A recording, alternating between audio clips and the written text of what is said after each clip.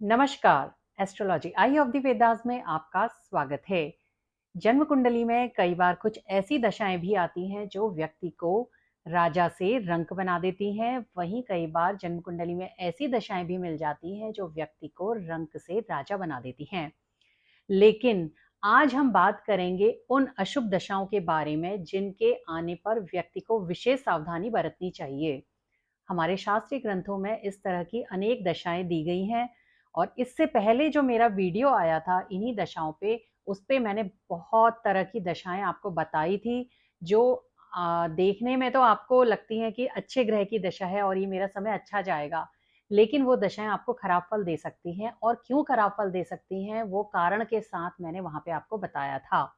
तो उस वीडियो का लिंक आपको डिस्क्रिप्शन बॉक्स में दे दिया गया है, आप वहां से देख सकते हैं।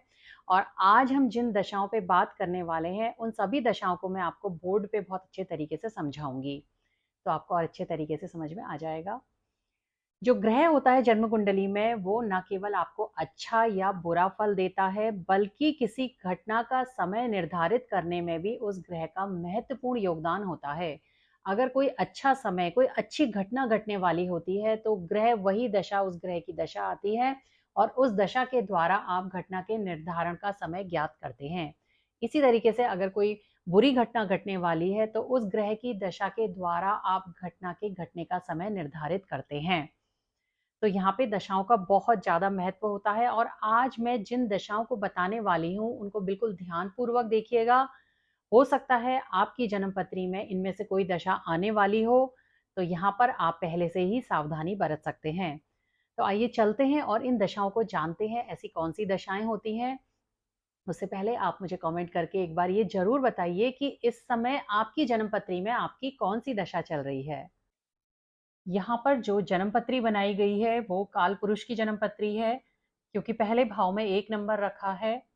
और जो मेष लग्न की जन्म पत्री होती है वही काल पुरुष की जन्म पत्री होती है।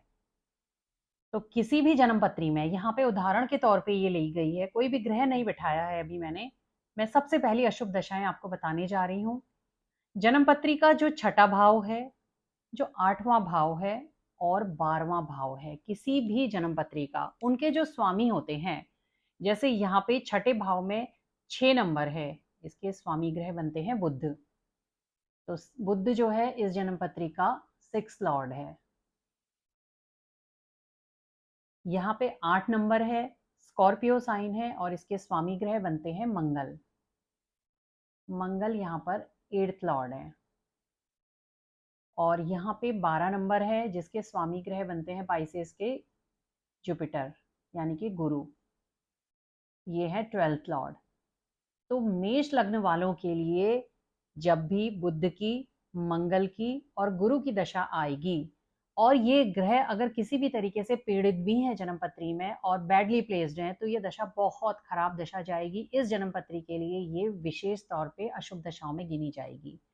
इसी तरीके से आपका कोई भी लग्न यहाँ पे हो सकता है, उसमें आपने 6, 8, 12 के स्वामियों को देखना है। उनकी दशा जीवन में जब भी आएगी, अगर वो पीड़ित हो रहे हैं, बैडली प्लेस्ड हो रहे हैं, तो वो बेहद कष्टदायक दशा आपके जीवन की होगी। अगर आपकी जन्म पत्री में ऐसी कोई दशा इस समय चल रही है तो मुझे कमेंट करके जरूर बताइए। अब जो अगली अशुभ दशा पराशर ऋषि ने बताई है वो है अवरोहिणी दशा। इसको आप नोट कर सकते हैं, अवरोहिणी दशा। ये दशा जिस किसी की भी जन्म पत्री में चलती है तो वहां पे हम बहुत अच्छे फलों की उम्मीद नहीं कर सकते हैं। अवरोहिणी दशा, ये दशा कैसे आप जानेंगे? वो कोई भी ग्रह जो अपने सर्वोच्च बिंदु को पार कर चुका होता है, यानी कि वो जहाँ पे एग्जॉल्टेड होता है जिस साइन में, उस साइन को पार करके जब वो अपने नीच के बिंदु की ओर बढ़ता है, तो ऐसी जो दशा होती है जन्मपत्री में वो अवरोहिणी दशा कहलाती है। और इस दशा के दो मेन फल होते हैं। एक तो इस दशा में उस व्यक्ति को अप्रसन्नता होती है, कोई हैप्पीनेस नहीं होती है उसकी लाइफ में। दूसरा दुर्भाग्य होता है, अगर हम देखें तो उस समय उसका लक उसका साथ नहीं देता है।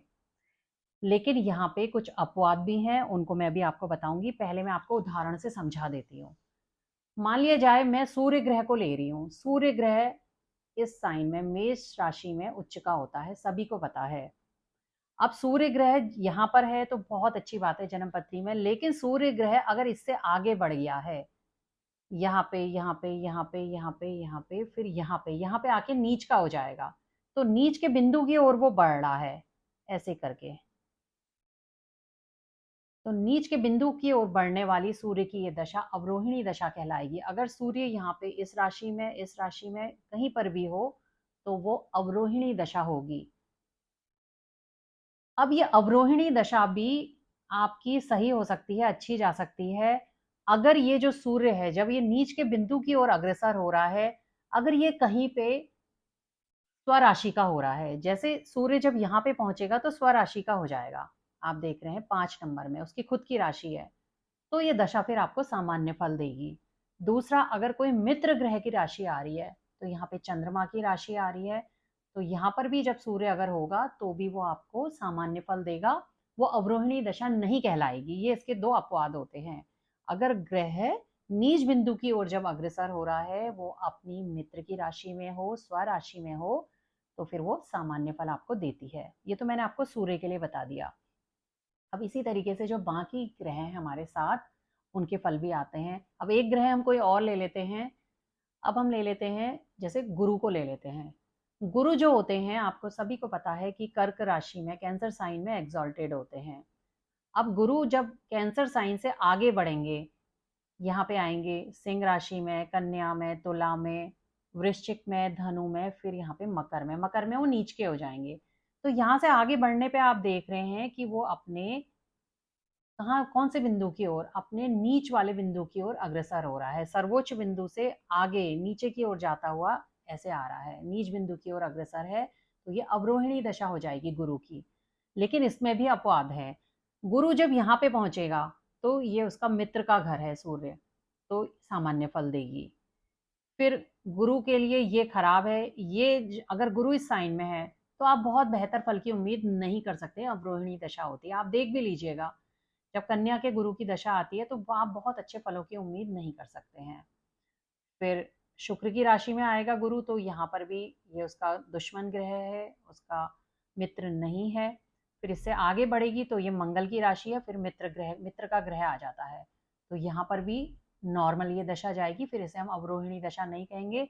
उसके बाद आप देखिए कि गुरु अपनी खुद की राशि का हो जाएगा, स्वराशि का, तो ये भी अवरोहिणी दशा नहीं कहलाएगी। लेकिन जैसे ही वो धनु राशि को पार करके मकर में पहुंचेगा, अपने नीच राशि में पहुंच जाएगा, तो यहाँ पे फिर ये दशा अवरोहिणी दशा होगी। तो ये 3 जगह पे, सिंह में, वृश्चिक में और धनु में, यहाँ पे अगर गुरु जो है आ रहा है तो ये अवरोहिणी दशा नहीं होगी। इसी तरीके से आप बाकी ग्रहों का भी निकाल सकते हैं। अब अगली जो हमारी अशुभ दशा है, जो महर्षि पराशर ने बता रखी है, वो दशा है कि अगर आप देखते हैं किसी भी अशुभ ग्रह की महादशा या अंतरदशा चल रही है, अशुभ ग्रह में जैसे आपके मंगल की महादशा या अंतरदशा चल रही हो, शनि की महादशा या अंतरदशा चल रही हो, राहु की महादशा या अंतरदशा, केतु की महादशा या अंतरदशा, खास तौर पे इन 4 ग्रहों की।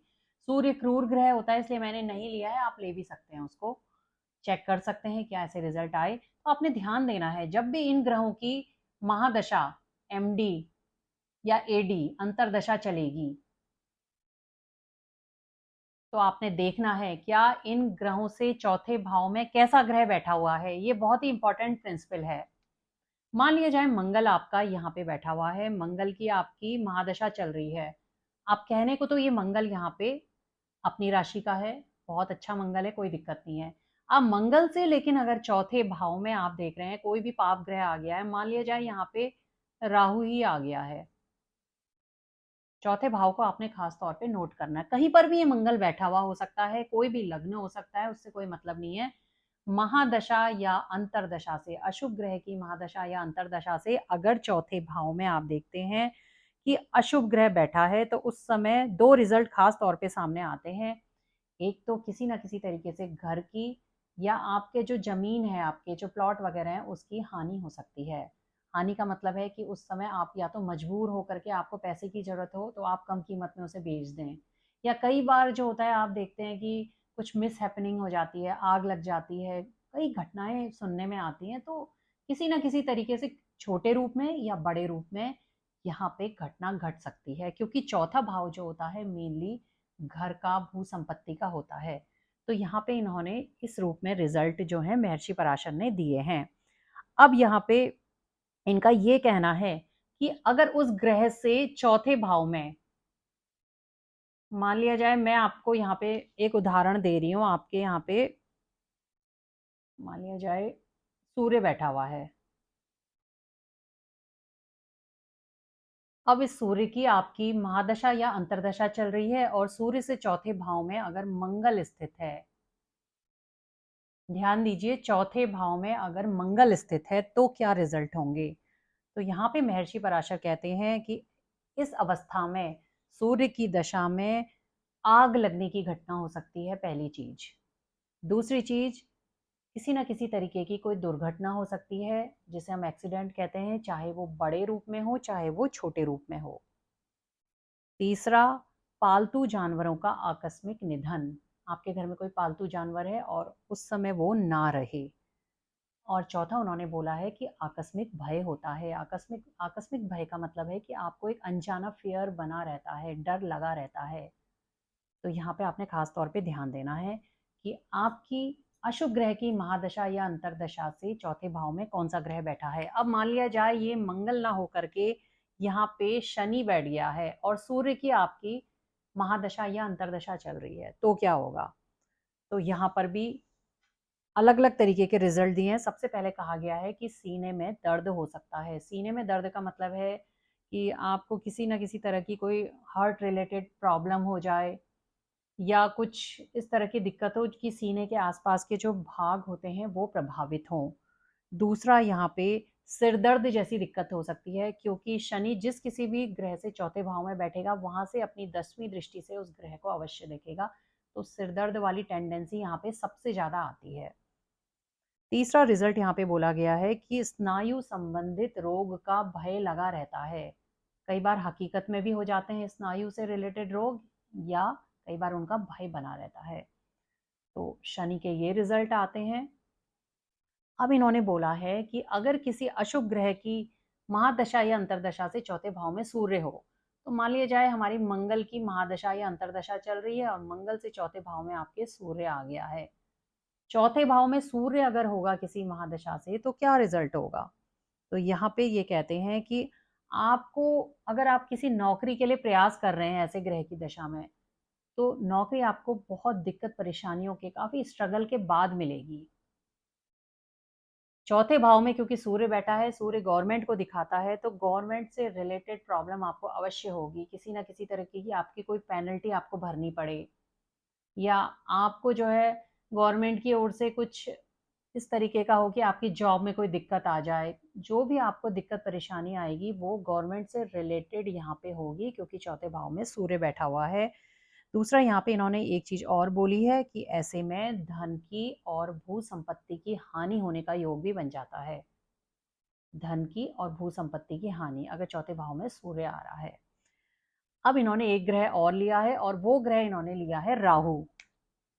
अगर महादशा या अंतरदशा से अशुभ ग्रह की जो आपकी चल रही है उससे चौथे भाव में आपके राहु अगर आ जाए तो क्या होगा। राहु अगर आ जाएगा तो यहाँ पे दो रिजल्ट बोले हैं। एक तो बोला है कि विष के कारण रोग होने की संभावना है, दूसरा घर में चोरी होने की संभावना है। विष के कारण रोग कैसे होगा, या तो स्नेक बाइट हो सकती है, या आपको कोई जहरीला कीड़ा वगैरह काट ले, या किसी दवाई से आपको बॉडी में रिएक्शन हो जाए। और वो रिएक्शन कई बार उस ग्रह की दशा पे निर्भर करेगा। अगर ये राहु बहुत पीड़ित होगा, आगे की वर्ग कुंडलियों में भी खराब होगा, तो उस रिएक्शन के कारण हो सकता है आपका वो बॉडी पार्ट जो है बहुत ज़्यादा जो है खराब स्थिति में हो जाए, या उसको वहाँ से बॉडी से हटाना पड़े। इस तरह की चीज़ें हो जाती हैं। दूसरा इन्होंने बोला है चोरी हो सकती है घर में। चोरी का मतलब है कि आपके साथ किसी तरीके की कोई धोखाधड़ी हो जाए। आपका बिजनेस पार्टनर है, उसने धोखाधड़ी करी। आजकल आप देख रहे हैं ऑनलाइन धोखाधड़ी भी हो रही है, कई तरीके हो गए हैं धोखाधड़ी के। तो इस तरह की घटना आप मतलब कह सकते हैं कि यहाँ पे होगी। लेकिन इन सब चीजों को देखने से पहले आप एक बार अवश्य देखिए कि आपकी जन्म कुंडली में जो शुभ योग हैं क्या वो ज्यादा प्रभावी हो रहे हैं। तब ऐसे में इन दशाओं का जो रिजल्ट है वो बहुत छोटे रूप में आएगा, मिनिमम आपको रिजल्ट मिलेंगे, बहुत बड़े रूप में नहीं आएगा। लेकिन अगर आपकी जन्म पत्री में अशुभ प्रभाव की अधिकता है तो ये रिजल्ट पूरे तरीके से बाहर निकल के इसी रूप में आएंगे। ध्यान रखिए, कोई भी दशा स्थायी नहीं होती है, इसलिए डरने के बजाय, भयभीत होने के बजाय सजग रहना और सही कर्म करना यही सबसे बड़ा उपाय है। धन्यवाद।